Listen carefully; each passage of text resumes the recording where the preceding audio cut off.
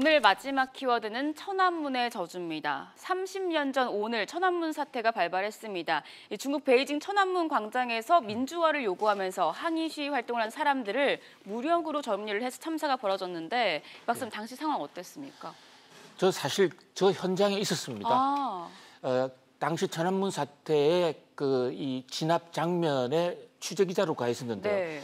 그 당시에는 중국이 한국 기자의 비자를 주지 않았습니다. 네. 1989년이면 우리나라가 국교 수교가 없던 때거든요. 네. 근데 어떻게 들어갈 수 있었냐면 그 당시에 중국이 IMF 체제에 가입을 하면서 IMF 회원국 기자들한테 비자를 줬어요. 네.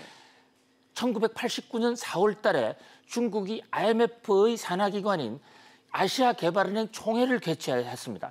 그때 총회 취재차 들어가 있었는데 저 사건이 터졌어요. 네. 그냥 진압을 한 것이 아닙니다. 탱크를 내세워서 새벽 4시경으로 기억돼요.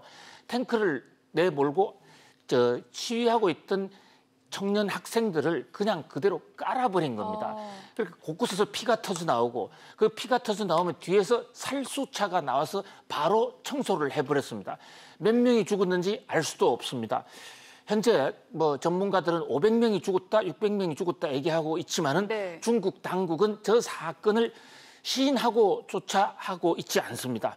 바로 살수차로 깨끗하게 치워버렸기 때문이죠. 세계 역사에서 인민들의 이 요구를 저렇게 처참하게 전압한 것은 세계사에 유례가 없는 참으로 잔인하기 짝이 없는 거죠. 네. 우리 류 샤오보라는 그 유명한 저항운동가 네. 저때 체포된 사람이군요. 그때부터 죽을 때까지 교도소에 있다가 결국은 죽어서야 나오게 됐죠. 네. 중국 공산당의 잔혹성을 보여주는 한 단면이 아닌가 싶습니다. 그런데 지금 안타깝게도 중국 사람들은 저 티안안men 사건을 전혀 기억하지 못하고 있어요. 중국 내부의 통제 때문이죠.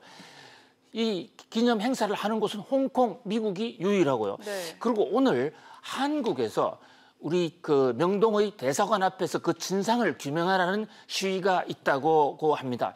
물론 중국의 저것이 내정 문제일 수도 있겠습니다만은 그러나 저것은 인류의 인권에 관한 문제고 지금이라도 중국 당국이 저기에 대한 그 죽어간 억울한 원혼에 대해서 풀어줘야 되는 것이 아닌가라는 그런 국제적인 원성이 많이 높아요.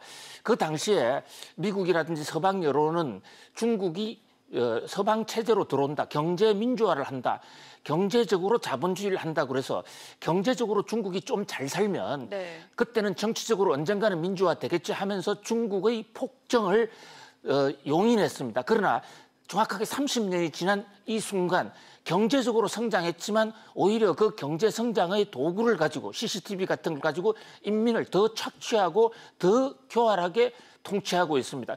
중국의 이 공산주의, 이 탄압은 오히려 더 갈수록 더 극성을 부리고 있는 그런 모습입니다.